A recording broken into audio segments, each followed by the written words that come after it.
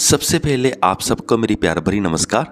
आज मैं सुनाऊंगा आपको एक ऐसी कहानी जिसे सुन के आपको पता चलेगा कि आपके साथ क्या होता है, आपकी लाइफ में आप कैसे इंटरेक्ट करते हो और क्या सिचुएशन बनती है।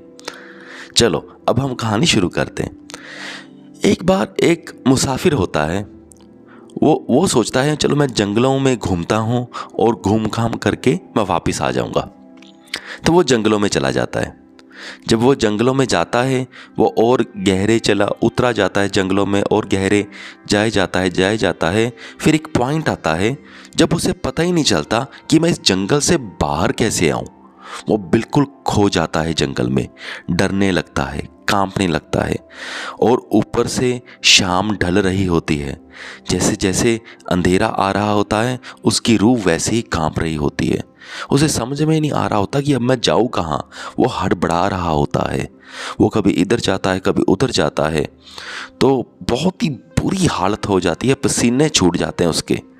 फिर जब वो ऐसे फंबलिंग कर रहा होता है, कभी इधर जा रहा होता है कभी उधर जा रहा होता है, फिर उसे लकीली एक बंदा बैठा मिल जाता है। वो उस बंदे को देखकर बहुत खुश होता है। वो इस बंदे को जाकर उसके पाँव पकड़ लेता है। वो कहता है मुझे कृपया इस जंगल में से बाहर निकाल लो। तुम तो मेरे लिए फरिश्ते हो, तुझे तो मेरे लिए भगवान ने भेजा है। अब मेरे लिए जो भी कुछ हो बस तुम ही हो। मुझे सिर्फ इस जंगल से बाहर निकाल दो, क्योंकि रात बढ़ रही है, नहीं तो कोई जंगली जानवर आके ही मुझे खा जाएगा यहाँ से। मुझे कृपया यहाँ से बाहर निकाल लो, कुछ भी ले लो, कुछ भी आप जो भी मांगोगे वो भी दूंगा। तो एक बार बस मुझे इस जंगल से बाहर मुझे ले जाओ।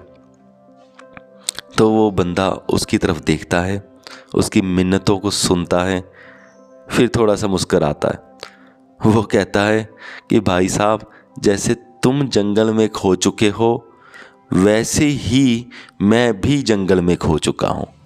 तेरी कंडीशन और मेरी कंडीशन सेम ही है।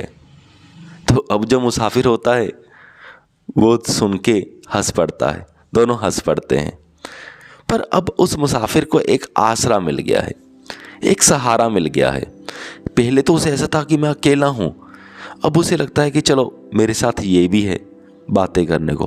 फिर दोनों एक साथ बैठ जाते हैं, बातें करने लगते हैं। यानी कि उसे सोसाइटी मिल गई है, समाज मिल गया है।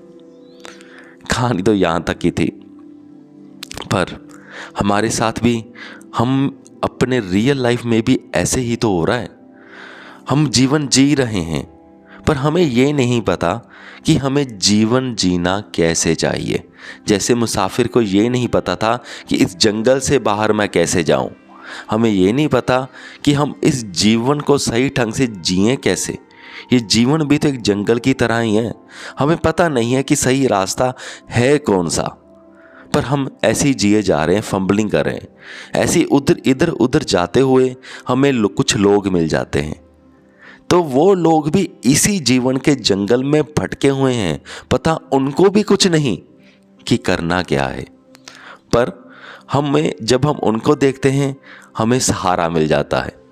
हम ऐसे जैसे उस कहानी में वो एक दूसरे से बात करने लगते हैं, हम भी ऐसे लोगों से बात करने लगते हैं। हम भी एक कंफर्ट जोन में चले जाते हैं। जैसे वो मुसाफिर और वो बंदा पहुंच गया था, फिर वहीं पर वो बातें करने लगे। अब जंगल को बाहर जाने का कोई रास्ता नहीं है, तो यहाँ पर भी हम अब लोगों के साथ मिक्सअप हो जाते हैं। वहाँ पर तो दो ही जाने थे, लेकिन यहाँ पर तो हमें हज़ारों जाने ऐसे मिल जाते हैं जो भटके हुए हैं एक जंगल में। जब हमें हज़ारों जाने मिल जाते हैं तो हम वहीं पर एक कंफर्ट जोन में पहुँच जाते हैं। अब हमें लगता है कि जैसे हमें वैसी सारी दुनिया है। वो दो जाने थे जंगल में, तब भी कुछ ना कुछ दिमाग में आ सकता था कि जंगल से निकलें, कहीं ना कहीं कोई चांस बनते थे। लेकिन जब हज़ारों जाने हमें इस जंगल में मिल चुके हैं तो हमें ये लगता ही नहीं कि हम जंगल में हैं। अब हम इतने कंफर्ट जोन में पहुंच चुके हैं, हमें लगता है कि यही संसार है। हम सही रास्ते को ढूंढते ही नहीं है, ढूंढना छोड़ ही दिया है। ये उससे भी ज़्यादा खतरनाक सिचुएशन है। अगर हम लाइफ में सही तरीके से जीना चाहते हैं तब हमें सही रास्ता ढूंढना होगा। और वो सही रास्ता दिखाने वाले Jesus Christ, Gautam Buddha ji, Shri Guru Nanak Dev ji, Lord Mahavira, Gautam Buddha, Shri Krishna ji, ऐसे ही लोग हमें बता सकते हैं कि इस जंगल से बाहर कैसे निकलना है। हम आम लोगों के बीच ही कंफर्ट जोन में नहीं रहना चाहिए, हमें नया रास्ता ढूंढना चाहिए ताकि हम इस ज़िंदगी के जंगल से बाहर निकल सकें। सो मुझे पूरी उम्मीद है कि आप सबको ये मेरा पॉइंट समझ में आ गया होगा। सो इस वीडियो को यहाँ तक देखने के लिए आपका बहुत बहुत धन्यवाद।